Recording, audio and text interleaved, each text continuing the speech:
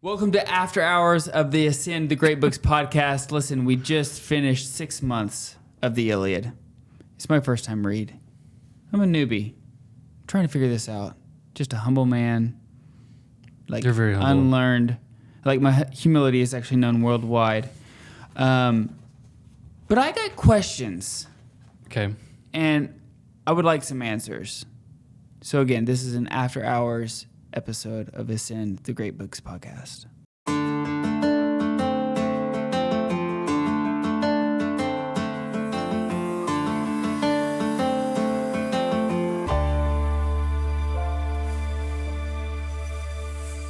Okay, hey guys, welcome to Ascend the Great Books podcast. I'm Adam Minihan here with Deacon Garlic. Maybe you are trying to figure out what the heck happened to the Iliad. Like, how do we end this? Where are we in the narrative? Can I actually just start picking up the Odyssey after reading the Iliad? I have questions. Maybe you don't have any questions at all, and you just like to listen to Adam ramble and ask stupid questions, regardless of how, like, where you are in that spectrum. We're glad you're here. And we're happy that you have joined us either on podcast or YouTube. Make sure you subscribe to our YouTube channel and hit that little bell so that way it notifies you anytime that we have new episodes. We've been doing a pretty consistent a job of releasing an episode every week, you know, going through the Iliad, going through Homer in a year. However, I will let you guys know that here in a couple weeks, we're going to be releasing multiple episodes. Like, we will kind of deviate from tradition. Like, listen, I'm a man of tradition. I love tradition, right? So when we deviate from tradition, I'm a little skeptical. If you're skeptical of this, I understand. Mm-hmm. I don't blame you for this. However, we do have some really great guests upcoming for the Odyssey, for getting into even not only getting into the Odyssey, but like once we're into it, like the books 3 and 4, possibly even 1 and 2. But we have several episodes that are going to be coming up, maybe even more than once a week. So you're going to want to make sure to hit that bell so that way you know anytime that we release a new podcast or a new YouTube video. Make sure you do that. But the reason why we're having this episode, Deacon, is because we just finished the Iliad, right? And we just had a 2-hour-long episode of Book 24, which I thought, was merited, right? We had to go through, we had to, kind of bookend this epic poem of Homer, one of the greatest texts of all time, the earliest text of all time, the kind of launching point of Western civilization and Western thought. I get that, but as a man, as a humble man, mm-hmm. Unlearned man, I have questions, and so this is what we call it, the After Hours of Ascend the Great Books podcast. We're both enjoying a nice beer, and the reason why we're doing that is in celebration and festivity of making it through all 24 books together with 115 questions of your amazing guide that you can find of Ascend the Great Books podcast. But we're going to go through a couple of these because I still got questions, and I'd like some answers. All right. Well, fire away. Okay. So the first thing is like, as obviously the Iliad comes to a conclusion, and we realize that they bury Hector. And like that's the last thing. That's literally like the last verse. Right. So you're like, great. How?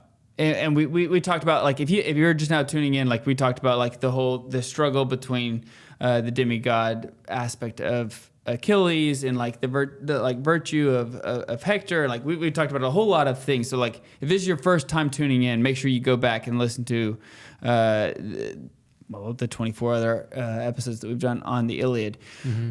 But like as I mentioned in the last episode, one of my biggest kind of like disappointments, or I wouldn't say a disappointment is too strong of a word, but like one of the like things that gave me pause was like, hey, listen, like Achilles heel, the Achilles tendon, like in the documentary, the arrow goes through, he like is this like epic, like, Yeah, that's great. I really hope people on video or people that are listening to podcasts can go watch you just do whatever that was. Yeah, I'm just impersonating Brad Pitt. Do you have a question? Yeah. My question is like, what the heck happened to Achilles? Like, why? All right. Like, why do we not know what actually happens to Achilles in the Iliad? All right. What did he do? Yeah, after Did hours. you just do your prayer face? We are getting into we're getting into Achilles. We're moving forward. We are charging. Okay. Yeah. So what happens to Achilles? Okay. So there's a few things here that's kind of somewhat complicated, but just like to set some expectations. So there's a gap between the Iliad and the Odyssey. Okay. And we can go into a lot of details, but in a lot of ways, like all the men coming back home from Troy, right? All what happens to them, all this stuff is really the fodder for a lot of other authors, playwrights, etc. So we have to actually turn to like multiple sources to kind of understand like what actually happened in that gap. Some people are picked up in the Odyssey. We don't need to focus on those. Because we will later. Right. Little Ajax is talked about. Diomedes is talked about. Nestor is talked about, right? Yeah, your boy Nestor. Menelaus is talked about. Agamemnon is talked about. Obviously, clearly Odysseus is talked about. But there's a lot of people then that aren't. Right. And so those are the ones that we need to focus on. So we look at like people like Sophocles, Euripides. These are like Greek playwrights, right? Oh, okay. Yeah, not characters that you missed. I was like, wait a minute. Right. No, these are Greek playwrights, right? Yes. That wrote poems that kind of filled in these gaps. Okay. And also the Roman poet Virgil, who wrote the Aeneid, which is about Aeneas. I can't wait to read that one either. Actually, yeah, I think that's going to be wonderful. So anyway, we kind of turn to them to kind of fill the gaps. So the biggest one is like, okay, what happens to Achilles, right? So there's actually a whole other battle. So after the death of Hector, Troy's actually reinforced by an Ethiopian prince named Memnon. So not Agamemnon, just Memnon. Like a Memnon. And next, actually, Nestor's son, Antilochus, is killed in the fighting. So he actually, because when you read in the Odyssey, he's dead. Right. And so he actually dies in this interim period. He dies in one of these final battles, right? Okay. You remember, like, I believe he's the one that has to, like, run back and tell Achilles, right, that Patroclus is dead. Right. So Achilles, in his last battle, kills the Ethiopian prince in glorious combat, right? So this is actually his last big battle. It's not against Hector. It's against this Ethiopian prince. And then he himself, Achilles, is actually killed by Paris with Apollo's help, who shoots him in the heel with an arrow outside the walls of Troy. So this is foreshadowed. There's no surprises here, right? Because if you remember, like, there was this kind of building, cascading up narrative of like, what was the prophecy going to be? One is, I'm going to die outside the walls of Troy. I'm going to die because of Apollo. And then finally, I think in Hector's mouth, we get that it's actually Paris and Lord Apollo who will strike you down. So he catches an arrow outside the walls of Troy, right? Hector's prophecy is fulfilled. There's a myth here that's not mentioned in Homer that's being played out because he gets shot in the heel, right? And as you already, I think, mentioned, this is where you get the idiom of an Achilles heel, right? The thing where you can be wounded. You also get your Achilles tendon, right? There's some cultural things that come from this. The myth behind this is that Achilles was actually invincible, which doesn't quite play out well in the Iliad, but there's like this side myth, right? That he was invincible because his mother, when he was a baby, his mother Thetis, grabbed him by the foot and dipped him in the river Styx. Remember we talked about Styx where Patroclus couldn't cross in the other world. Band. Yeah.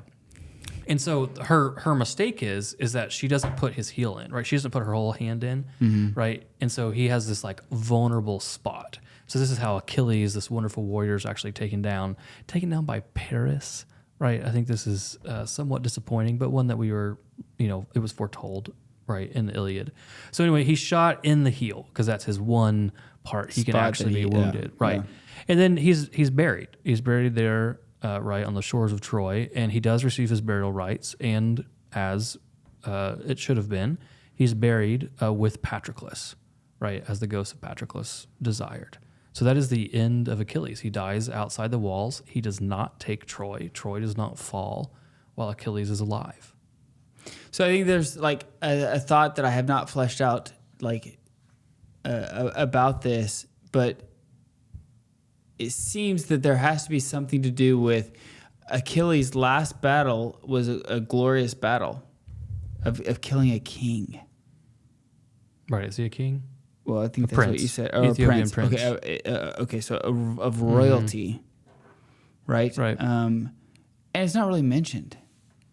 Now, I don't know really what to make of that. Whether that is because we've talked about the bell curve of him as demigod, like coming down as like a human aspect and like the humanity of the human warrior of himself, even though he's a very good human warrior, kills a prince, but that's not what actually like, his last hurrah that he's known for, right? Because that's like right. People don't think about that.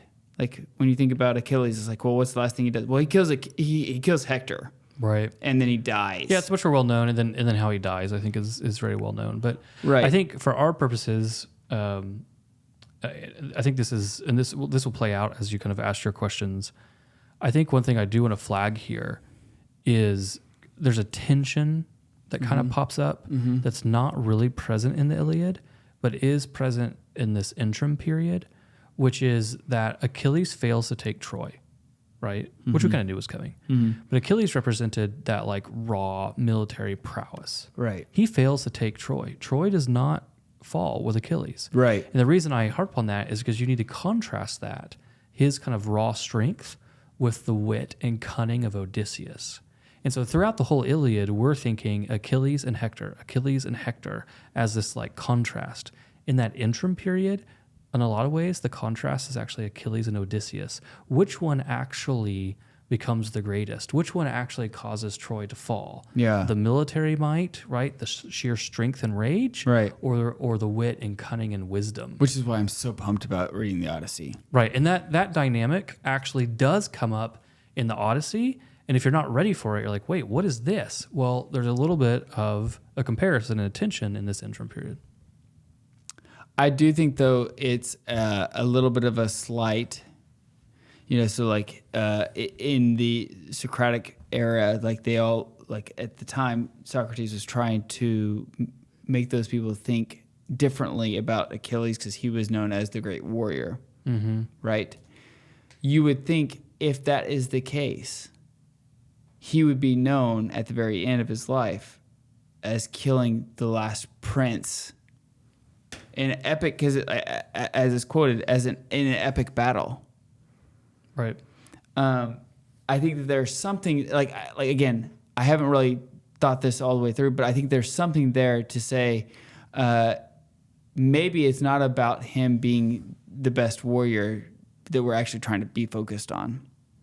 Otherwise, if it was, he would have been gone out in flames of glory about killing a royalty of an Ethiopian army.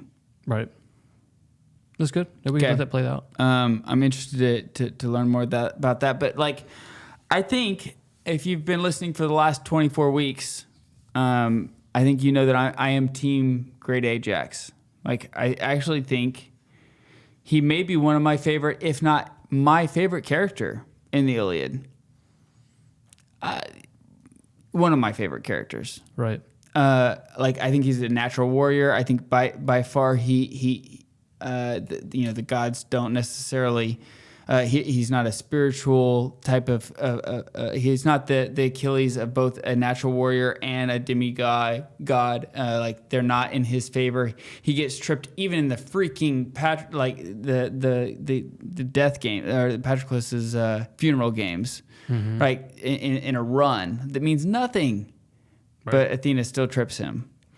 And so like I'm curious, like what happens to Great Ajax, like. Yes, this is a rough one. So, because I think wait, what'd you say? This is a rough one? This is a rough one. Because I Okay. think that a lot of people have, I think your view is shared by a lot of people, right? Good. I enjoy it as well. Like, I really enjoy Great Ajax because he also seems to be just a very naturally virtuous character. Right. If you remember right, he's always the last one to retreat. He's the man that if I'm going to battle, like out of all the warriors, I'm picking Great Ajax. Yeah, I mean, there's times that like he's like shielding others, right? He's fighting for bodies, things like this. So let's talk about Giant Ajax. Okay. So the Achaeans decide that either Odysseus or Ajax has to have the armor of Achilles, right? So think about this. Achilles dies, his body is with the Achaeans, but now he has this like Hephaestus-made godlike armor. Right, Yeah, remember the shield, etc. So this is like a big honor. Like, where does this go? So it kind of becomes like a proxy for like, who is our greatest warrior, right? Right. So after a confidential ballot, Odysseus was selected as the one who would be honored with Achilles' armor. So Ajax does not take this well. So he goes into a rage because it's not just that he doesn't get the honor, it's also a dishonor to him, right? So it's not like a neutral. It's not like, oh, someone got a good, right? It's like, right. you know, you got a good and you receive a bad or an evil, Right. So he goes into this rage because he thinks he's been dishonored. So Athena, like in the midst of his rage, causes Ajax to go mad. And so part of that madness is that he turns against his own men, right? So he has this rage and he starts slaughtering Achaeans, right? His own men. However, they're not actually Achaeans. What Athena has done in his madness is he's actually out there killing their sheep. So he is out there like slaughtering these flocks, thinking that he is actually killing Achaeans, right? Like he's gone into a rage. Man. And so one of the somewhat comical / kind of like disgraceful / just sad things that he does is he like grabs this ram and he thinks the ram is Odysseus and he takes the ram back to his tent, ties it to a pole and is like savagely beating this ram, thinking that he's actually beating Odysseus, right? He's actually like showing everyone that he was the greatest warrior. So what ends up happening is that Athena then wakes him up, right, from his madness. And he sees that he hasn't been raging against the Achaeans. He hasn't been besting them all in battle. He's been out there killing their sheep, right? So now, on top of his dishonor and disgrace, he has this humiliation, and he can't live with it. And, you know, unfortunately, like, because it's so jarring to the Ajax that we read in the Iliad, he kills himself. Ajax becomes a suicide because he can't live with the dishonor, and then he can't live with the humiliation. And so he kills himself, and, you know, somewhat notably, because it kind of gives you an insight into their own views, they will not give him the full burial rites. They don't give him the pyre and the fire. So he goes from like almost getting, you know, the God-made armor to they won't even give their own man a full funeral rite with the pyre and the burning because he's a suicide. So he's stuck in limbo? Well, not to. He would be. I mean, we follow the pattern of Patroclus, right? Mm-hmm. What we learn there theologically from the Greeks. Then, yes, he would be somewhat damned, if you will, to be lost and abandoned and be unable to cross the river Styx and be a lost, shamed soul. It's unclear to me whether or not there's any way to actually like fix that. But we'll kind of see in the Odyssey. The Odyssey kind of picks up this thread in a certain way. And I don't want to give anything away, so we'll just kind of pick it up. Come on, what is your raw take on this? So they bury him. It's really interesting. So they actually just bury him in the ground, like body and all. I mean, it's a depressing... I remember the first time I read the Odyssey. So again, we're not really talking about the characters the Odyssey picks up, but the reason we're talking about Ajax is because the Odyssey just kind of tells you that Ajax didn't make it back.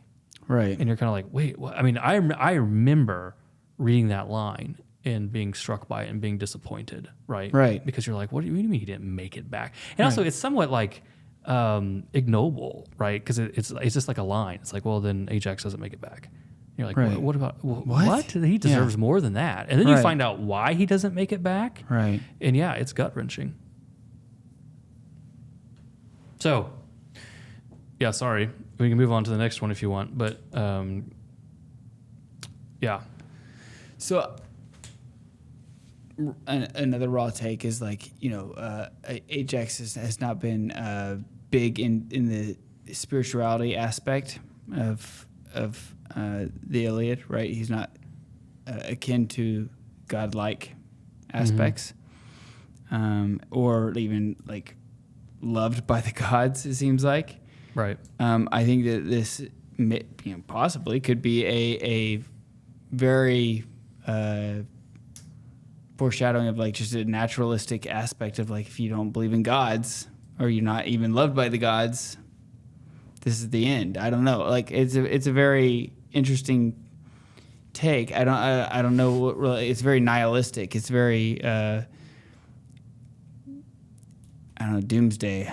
Well, it kind of fits the theme of the Iliad insofar as like the Iliad itself is a very fatalistic text, right? Yeah. Human agency seems to fatalistic is probably a better word than what I used. Yeah, like it seems your human agency, like the ambit that you actually have to have any kind of like causation on, is incredibly narrow. Yeah, and if that, right, and if the gods get involved, then you basically just do whatever they want. Now it seems though, there's a whole play, and we might actually work through that play. I think there's a whole play that actually like goes through the story and so it'd be better maybe to work through that than to sit here and kind of speculate based off like a summary. That's fine. But it is a jarring tale. Yeah, and it's like, leave it to Ajax. The only person that can kill Ajax is Ajax. I like that. I had not thought about that. Yeah, without his shield, right? Yeah, right. Yeah, no, I like that. But speaking of huge disappointment, let's talk about Paris. Yeah. Paris is somebody that I just like loathe. Yeah. Well, so what happens to Paris? Like, what happens to him? Like, so this starts to get. Please don't tell me did he kill? Like, please. Well, we already know he kills Achilles, right? That's one thing we already know, which is just a funny coupling. So the Achaeans still cannot take Troy, right? So this is what's interesting is like the fall of Troy is actually pretty far removed from Hector. So the Achaeans still cannot take Troy, right? Because they have that. The Iliad has that 9th year, right? Mm-hmm. So they're in their 10th year. They know it's supposed to fall, but they're still kind of, forging their way through. So their own prophet, if you remember Calchas, he tells them to capture. I don't remember. You don't remember him? He's the prophet for the Achaeans. Okay. He's there. So he tells them they have to capture Priam's son, Helenus, who is a seer, to find out what to do. Like, how do we finally get this done? Okay. So Odysseus goes and captures Helenus, and Helenus tells them that Troy can't fall until the Achaeans wield the famous bow and arrow of Hercules. Okay, so a few things here. One, this whole pattern of how can we fight the war? Well, we have to do X, and Odysseus goes and does X is pretty much the pattern from now on, right? And he plays a very large role like in this interim period. So they have to go get the bow and arrow from that Hercules. So there's a good and a bad here. Okay, the good is that the guy who has the bow and arrow of Hercules was part of the Achaean army. So it's like, oh, great, this is good, right? Okay, this shouldn't be bad. However, the problem is that when they were on their way to Troy, that guy got sick when they were on one of the islands, and they all got tired of waiting for him to get better, so they just abandoned him on the island and left him. Oh man! So now they realize they have to sail back. So they go get him? Yeah, they have to sail back. But they know this guy is going to be upset with them in the least. So again, bro, you guys left me here. Right. So here's your pattern. So they send Odysseus, right, to go get the bow. So Odysseus goes to the island. Salesman of salesmen. Right. He tricks the guy out of the bow, and then I don't know if he feels bad or whatever, but he does convince the guy to come back and say, "Why don't you come back to Troy?" So the guy does, and he comes back to Troy. He's healed by the healers that they have in Troy. Yeah. And he has the bow. So now they have the bow. So now they're supposed to be able to conquer Troy. So the very first battle that this guy's in, right? Yeah. Where did I write down how to say his name? Well, I don't know. I can try and butcher it. It's Philoctetes. No, Philoctetes. Philoctetes is the guy who had the bow and arrow. And anyway, the very first battle that he's in, right? He shoots Paris, right? The very first. Yeah, so he shoots Paris. So a little bit about Paris that we need to know. If you remember, like we kind of explained in book 24 that Priam knew that Paris was going to cause the destruction of this country. Right. So they sent him out, remember, to be a shepherd. Yeah. And then the gods, get out of there. The gods show up and say, "Oh, the goddesses show up, and which one's more beautiful?" Okay, well, Paris' like somewhat scumbag reputation is actually even worse than we knew, because when he's living out there as a shepherd, he asked for Helen. He was already living with a nymph, like a beautiful nymph, who also did not even know he was a prince of Troy. Right? She loves him. So her name, and just apologize, is Oenone. Oenone. Right? It's Oenone. Oenone. Oenone, yeah. Right. So she lives out by Mount Ida. If you remember, that's the mountain that like Zeus is constantly watching the war from. Mm-hmm. And so she loved him without knowing he was a prince. So after Paris judges the goddesses, he abandons her, even after she foretold to him that what destruction awaited if he sailed to Sparta for Helen. Okay, so Paris's character just keeps going down, right? So he even knows this is going to cause a lot of problems, right?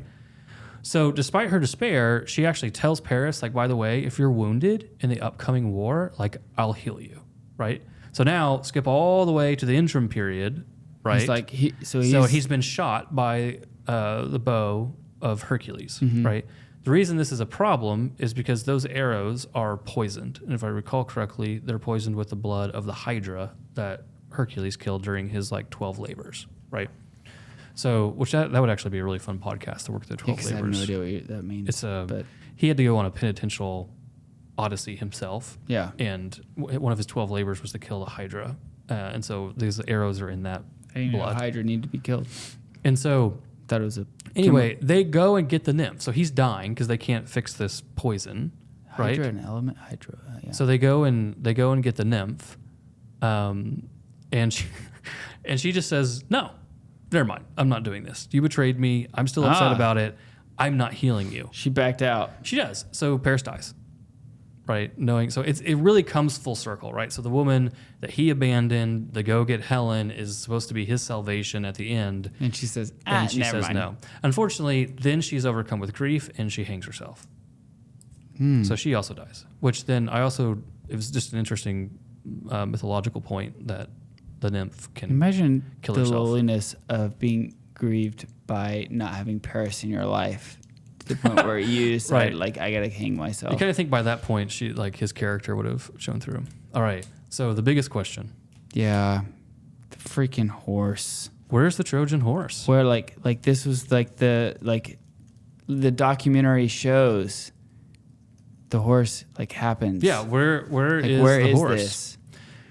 Okay. So they're still on this hey, why can't we still take Troy bit? Right. Right. So the Achaeans discover that Troy has a sacred image of Athena, the Palladium, right?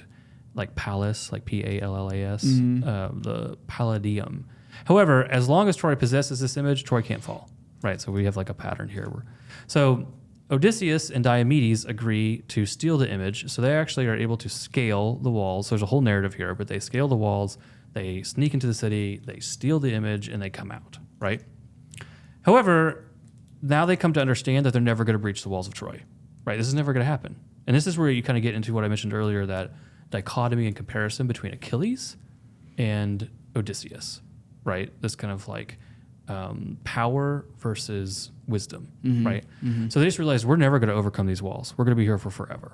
So Odysseus obviously devises a plan. So Epius, remember the boxing champion? He's also a carpenter, and so he has him craft this giant wooden He horse. had a great left hook. Right. It was funny. He's a terrible fighter with a spear, great boxing champion, also a good carpenter. So Great Odysseus, jab. and then Achilles' son is old enough to come join the war. So Odysseus and Achilles' son, who we'll call Neo, comes and little Neo. right, and they hide inside the horse. So it's this giant, wooden horse. It's hollow, and while the Achaeans leave it outside the gates of Troy. Okay. So this is the plan. So it's Odysseus, Achilles' son, a bunch of other Trojans. I'm pretty sure Menelaus is in there as well, because he talks about it in the Odyssey. And then they leave it outside the walls of Troy, and they sail. All the army sails away to a nearby island outside where the Trojans can't see them, and they leave one guy behind, right? Sinon, right, or Sinon. And so anyway, this is wonderful. So he's captured, which this is part of the goal, right? And tells King Priam the lie that Odysseus had created, right? This narrative. Right. So he tells him Athena was angry at the Achaeans for stealing the Palladium, right? And the goddess of wisdom told the Greeks, with blood of a maiden slain, you calmed the winds when you first came to Troy. Remember that whole Agamemnon's daughter narrative? With blood must your return be sought. With a Greek life, make expiation. Right. Okay. So they have to have a human sacrifice. So this poor guy, right, Sinon, has been selected to be sacrificed. But in the night, he escapes, right? So he's supposed to be the sacrifice. And the Achaeans sail away without him. Moreover, the wooden horse was an offering to Athena to appease her wrath. So they don't get to do the human sacrifice, but we'll make you this giant horse as an appeasement. The reason that it's so big is to stop the Trojans from bringing it inside the city. Okay? Because it's a gift to Athena. So if Troy has this offering, then Athena would bless them, right?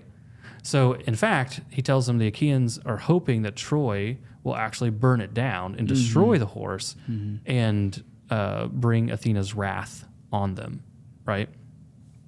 So Priam First recorded episode of Reverse Psychology. Right. So Priam has pity on Sinon and believes his story, okay? So they're all on the beach looking at this horse or outside the walls of Troy and like, this is going to be amazing. Like, we're going to bring it in. The Trojan War's over, etc. So a priest of Poseidon is out there with his sons, and his name is Laocoon, right? It's a fun word to say, Laocoon. So he just says the horse needs to be destroyed. Like, this, don't do this. This is terrible. Destroy the horse. And he famously said, which is a wonderful phrase, I fear the Greeks even when they bear gifts. Right? It's a wonderful phrase. So, however, he and his two sons are on the shore, right outside of Troy, protesting the idea of bringing the wooden horse into the city when Poseidon sends two serpents out of the sea. The snakes coil around them and crush them to death, and then retreat into the temple of Athena. So if this divine confirmation, the Trojans, right, bring the wooden horse into the city, because the gods killed the guy who said, don't do it, right? There's actually the death of this priest and his sons is actually captured in a incredibly haunting, but really just the skill is unbelievable, statue that's actually housed in the Vatican of like, he's in the middle and his son's from the side, and you just see like these, snakes, which are, carved out of marble, right? The skill set is ridiculous, but it's a wonderful image of this, and they're trying to fight them off as they're being crushed. And that image, right, of like Laocoon dying is because he was trying to convince the Trojans to destroy the horse, right? Okay. So in the middle of the night, so now the Trojan horse is in Troy, etc. They think the war's over. So in the middle of the night, Odysseus, Menelaus, Neo, and others crept out of the wooden horse and opened the gates of Troy for the Achaean army. The Trojans awoke to Troy burning. What followed was not fighting, it was butchery, right? In the palace, King Priam and several women gathered around the altar in the courtyard, and in somewhat of a poetic fashion, where Achilles had spared Priam, Achilles' son kills him. So it's actually Achilles' son who ends up killing Priam right before the eyes of his wife and daughters. The only Trojan of note to live was Aeneas, right, who with Aphrodite's help escaped with his father and son. It's observed that Aphrodite was the only one of the gods who helped the Trojan that day. Now Aeneas, we've already covered this, but if you remember, Aeneas then, the guy, we talked about it on one of the podcasts, when Aeneas challenges Achilles and Poseidon saves him because he has a destiny to lead Troy, or how's this play out because Troy gets destroyed? If you remember, Aeneas then becomes the mythical founder of Rome, right? His, I can't remember, grandson or someone is Romulus through the mother, I believe. And so he becomes that mythical founder. So the Trojans go, and that's what the story of Virgil's Aeneid is it picks up from the fall of Troy. Actually, it's the one that we get the Trojan horse narrative in. And it starts there. And then we go on. Again, can't wait to read that. I know. It goes on Aeneas's Odyssey, if you will, to then end up being the founding story of Troy, which is arguably, the most popular text when Christ is born, right? Because this is right before his birth. So anyway, that's the Aeneas narrative. Also, Aphrodite helps Helen return to Menelaus. So if you're wondering, like, where does she end up? Of course, Aphrodite helps. Right. And Menelaus welcomes her. And we'll see... Naturally. Right. And we'll see Menelaus and Helen and their story gets picked up by the Odyssey. Okay? So, Trojan horse. Anything else you want to talk about? Well, we have one last... Can we end on a really uplifting, like, heroic, like note? No. Okay. Let's talk about Astyanax, right? Astyanax, right? The lord of the city, Hector's son. That's Hector's son? Yeah. So let's talk about him. I bet he has a great and glorious Well, if you remember, destiny. right, when Hector, right, went back to see his family, he talks about his wife being sold into slavery, but then he shifts and prays to Zeus that his son will be a greater man than he will, and etc. Yeah. So it's really hard in that narrative to understand exactly what Hector thinks is going to happen, right? But surely Zeus allows that to happen. Yeah, so let's just find out. Okay. So the women and children of Troy, so Troy's fallen, right? The men have been butchered. Aeneas is the only one to escape. The entire Priam side of the royal family dies. So Aeneas is also part of the royal family, but through another line. And so then that's why he escapes and is able to keep on that bloodline. Okay. So the women and children of Troy are separated from each other and are marked to be sold as slaves. Not good. So, no. So one of the quotes here, I really should have ended on a much positive note, but one of the quotes here, I was trying to tee you up to do so. Is our children are crying. Call to us with tears. Mother, I am all alone. To the dark ships they drive me. I cannot see you, mother. Right? So the only person, though, who has their child still is Andromache, right? Hector's wife. She's still holding her son. And she tries to convince herself the Achaeans will let her keep him because he's so small. But alas, the Achaean herald comes to her with the truth that he's to be thrown off the walls of Troy, right? Hector's son, his infant son. But they don't do that. Is going to be, just, brace yourself. It's to be thrown off the walls of Troy. It's actually an act recommended to the Achaeans by Odysseus in fear that the young lord will later seek revenge. So Andromache cries out, quote, weeping, my little one, there, you cannot know what waits for you. How will it be? Falling down, all broken, none to pity. Kiss me, never again. Come closer, your mother who bore you, put your arms around my neck. Now kiss me, lips to lips.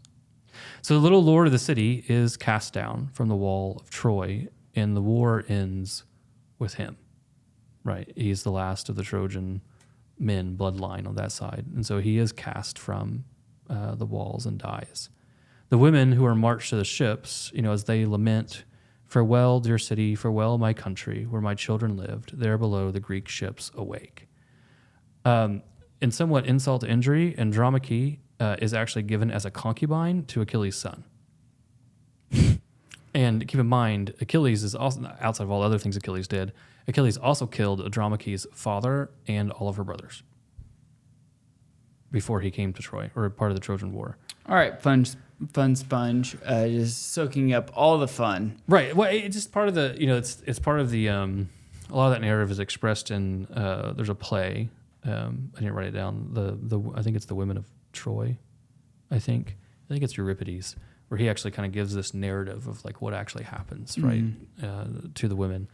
So yeah, it ends on, and Andromache, if I understand correctly, like the tradition ends up remembering her as an incredibly virtuous, right, and faithful wife, right, because she endures all of this, right, and then there's a whole this is the thing about the Greeks. They inherit these stories and then they just add to them and add to them and add to them. So there's a whole narrative of then when she goes off and she's a concubine and where she lives and what she does and like second generations, third generations, etc.